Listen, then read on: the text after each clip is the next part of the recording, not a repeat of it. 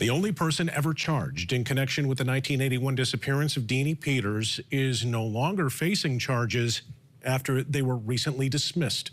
Today, for the first time, James Frisbie is speaking out about his arrest for perjury, his time in jail, and how it changed his life. Target 8 investigator Ken Kolker sat down with him.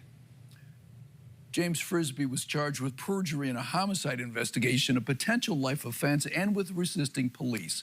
He was never accused of having any involvement in the disappearance of Deanie Peters 45 years ago. 3rd of 2021. But after his arrest, he says some suspected the worst. He wonders if some still do. There's that little bit of space inside everyone's head. It's like, could he have? Wow. But not me. Deanie Peters was 14 in February 1981 when she disappeared from her brother's wrestling practice at Forest Hills Central Middle School. Her body has never been found. So you'd never met Deanie Peters? Never. The 66-year-old sign company owner says he was only trying to help when he called Kent County Sheriff's detectives.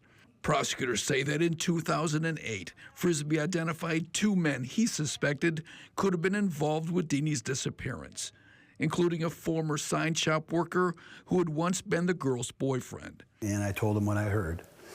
And, there was a little reward, and I was kind of interested in that. But prosecutors say Frisbie changed his story while testifying under an investigative subpoena in June 2021. Next thing I know, the police are swarming in. Arrested in July 2021 at his Frisbie sign company shop in Alto, charged with perjury and resisting. He has denied lying to police. His attorney argued there was a difference between lying and having a bad memory. He says he knew nothing about Deanie's disappearance. Nothing at all, except what I saw on the news and what people have said. Rumors. Rumors. And you try to provide those rumors to the police? Yeah, I try to apply some more facts. So what about this? What about that? Frisbie says he spent 21 days in jail. I started to kind of go into shock. And I couldn't believe this was happening to me, being arrested for something. All I did was try to help. And I was like, why is this happening to me? Next thing I know, it's all over the news. And now I'm feared for my life in jail. He says it hurt his business. I lost customers.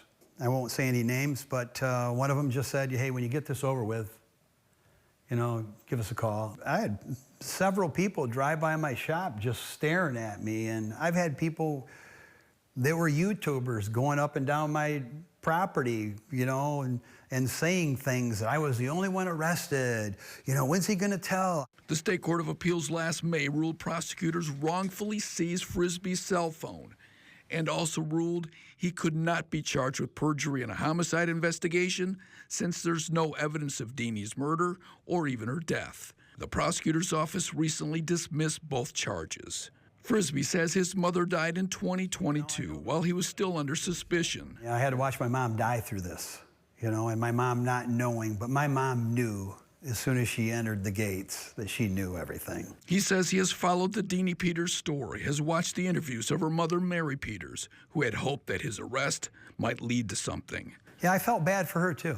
I really did. I felt bad that she had fake hope, that they got some guy that's gonna tell everything. He says he also feels bad for the prosecutor in the case. She followed a rabbit down a hole that wasn't there. You were the rabbit they were chasing down the hole, right? I was the rabbit they chased down the hole. Prosecutor Chris Becker answered the assistant prosecutor who handled the case, but had not heard back.